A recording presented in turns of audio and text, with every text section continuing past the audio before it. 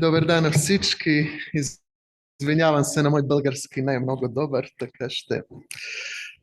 така че ще презентирам на английски, как се види. So, as we can see in the title, let's put this here. I will talk about the diachronic patterns of infinitive loss in Bulgarian compared to other South Slavic languages, in particular Serbo-Croatian.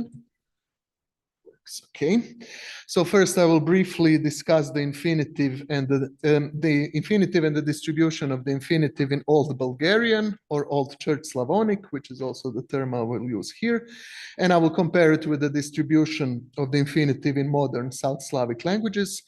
Then I will show that infinitive in these languages did not recede in an equal manner across all syntactic contexts, but it was first lost and replaced with finite da constructions in certain types of clauses and then later in others. Then I will provide a syntactic analysis within the generative framework that will allow me to account for these different diachronic patterns of infinitive loss, which will then relate the notion of finiteness to the structural size of different types of clauses. Then I will discuss the diachronic syntax of the mood marker da and some changes in its position within the clause structure over time, which ultimately allow the da constructions to overtake the infinitive across the board in a language like Bulgarian. And then I will conclude by just briefly discussing some broader implications of the analysis. Oh, too much, sorry. Yeah, okay.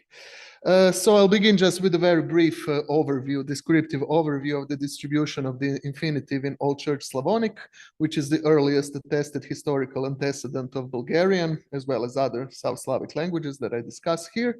So infinitive in Old Church Slavonic was a very productive and widespread grammatical category, certainly much more so than in modern South Slavic languages, and it was used predominantly in clauses with the same subject, such as those that we have here. So for instance, in complements to control verbs like hotyati, want, or raising verbs like moshti, can, or nachati, begin. So I will not read the examples on the slides because I only have 10 minutes, so I will have to go through quite a lot of first data and then analysis. So I'll try to go through this a bit more quickly. And then here we have some other typical contexts of infinitive use in Old Church Slavonic, where the infinitive was not the exclusive option, but it was already in competition with finite da constructions, as we can see in the examples. So for instance, in object control complements, such as those that we have in the example 2, that is complements where the subject of the embedded clause is the same as the object of the main clause, which are typically introduced under different types of directive verbs, such as veleti, poveleti, to tell, to order, moljati, to beg, etc.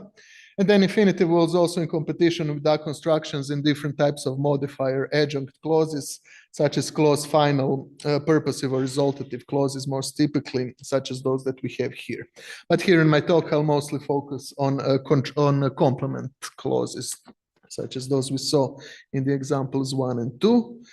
Then just very briefly to compare the infinitive distribution that we just saw in Old Bulgarian or Old Church Slavonic to the one we have in modern South Slavic languages, in particular Bulgarian and Serbian and Croatian. So of course, as we know, in Bulgarian, infinitive was lost pretty much across the board in all types of syntactic contexts where it was used in Old Church Slavonic, including in those contexts where the infinitive used to be the only options, such as in clauses with the same subject as those that we have here in 4. Serbian was also affected by infinitive loss, but not as pervasively as Bulgarian, because it can still sometimes employ the infinitive in clauses with the same subject, usually, where infinitive appears in competition with da constructions, as we can see here in 5. Whereas Croatian still predominantly only uses infinitives in these types of clauses. And this is actually one of the few major grammatical differences between standard Croatian and Serbian, which is why I refer to them here separately as 2 languages. Okay, so just briefly to describe the different diachronic stages of infinitive loss that are observed in a language like Bulgarian. So the infinitive was first replaced by da constructions in those syntactic contexts where these two types of clauses were already in competition in Old Church Slavonic, such as adjunct clauses or object control complements that we saw before. And then it was also gradually replaced in those syntactic contexts which predominantly featured the infinitive in Old Church Slavonic, particularly in clauses with the same subject. And there the infinitive was first lost in subject control complements, as we call them. So mainly complements to intentional or volitional verbs like want with the same subject. And then the last stage of infinitive loss, which took place towards the end of the Middle Bulgarian period and later, involved complements to raising, so-called raising verbs like root modals, such as trebjevati, must, moshti, can, nachati, begin.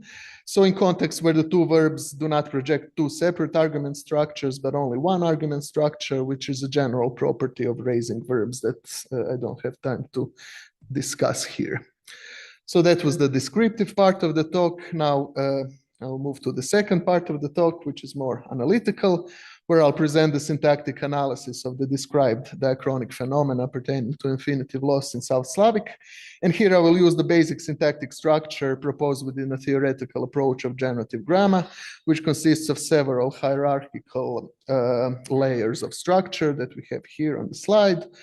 So first we have the highest CP level or complementizer phrase, which is the level at which information pertaining to relevant for the discourse rather is encoded, such as clause type or topic focus information structure. Then we have the lower TP level or tense phrase, which is the level at which information pertaining to the core properties of the clause is encoded, such as tense, finiteness, mood. And then finally, we have the lowest VP level, which encodes information related to the verb's argument structure, thematic roles, etc. And then within this broader syntactic framework, I will assume the syntactic analysis, which claimed that different types of complements can project structures of different sizes, which was proposed by authors such as Wurmbrand and Loninger, among others, who made a distinction between three types of complements. Firstly, proposition type complements selected by assertive verbs like say, claim, or epistemic verbs like think, believe. Then we have situation complements selected by different types of irrealis verbs, typically want, prefer, hope, promise. And finally, we have the smallest event complements, which only have a VP structure and that are selected by these raising verbs that I mentioned earlier, so can, must, begin, etc. And the phenomena pertaining to infinitive loss and its replacement with da constructions mainly affected these smaller two types of complements, so situation and event complements. So those will be the ones that I'll be focusing on here. And the basic generalization that can be made here in relation to finiteness in general is that clauses with larger structures tend to involve finite constructions across languages, while those with smaller structures tend to involve non-finite constructions. So finiteness is contingent to clause size, according to this approach. And then this also explains why, from a diachronic perspective, the infinitive in a language like Bulgarian was maintained for longest in complements that project smaller structures, namely event-type complements to raising verbs, which, as we saw, were the last ones to lose their infinitive, precisely because non-finiteness is most robust in these types of small complements. And then just quickly before I end, I'll discuss how the diachronic developments pertaining to infinitive loss and its replacement with da constructions were correlated with another diachronic development, which affected specifically the syntax of the mood marker da. So firstly, in Old Church Slavonic, in Old Bulgarian, this item da used to be a specialized irrealis mood subordinator merged under a high operator position on top of TP, which is usually labeled in contemporary syntax as finiteness phrase or fin P, as we can see here in figure 2. And then as we can also see here in figure 2, this fin head, which holds the item da, is quite structurally distant from the lower verb. And as a result of this, various types of syntactic items and constituents could intervene between the subordinator da and the verb in Old Church Slavonic, which is no longer possible in modern Bulgarian. So here in the examples in 6, we have some instances of these types of syntactic interventions in Old Church Slavonic, which I cannot discuss much here because I'm already almost out of time. And then just very briefly, during the diachronic evolution from Old Bulgarian to Modern Bulgarian, this item da got reanalyzed as a lower particle and merged under the lower root modal head on top of this small VP, which also resulted in a change in function of this item, whereby the item da was no longer just a specialized irrealis operator, but a type of generalized subordinator of non-propositional clauses, whereas che is specialized more for propositional clauses. So again, we can see this diachronic development here at 3, but I'll quickly just skip to the next one. So, and from a syntactic perspective, this then meant that the item da became contiguous to the lower verb, and as a result, no syntactic constituent can intervene between the two in modern Bulgarian, as Bulgarian speakers will, I think, all confirm.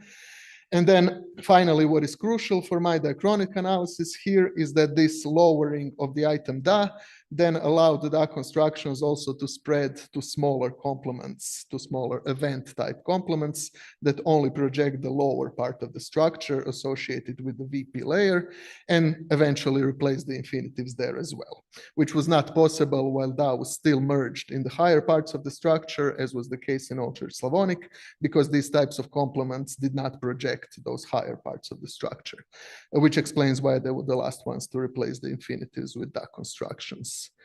I think I'm already out, so I'll just quickly skip to the conclusion. So just very briefly, a few general remarks. So we saw that finiteness is crucially related to the size of the clause structure and not only to the surface lexical and morphological makeup of verbs. From a typological perspective, clauses with larger structure tend to involve finite construction, while clauses with smaller structures tend to involve non-finite constructions on a cross-linguistic basis.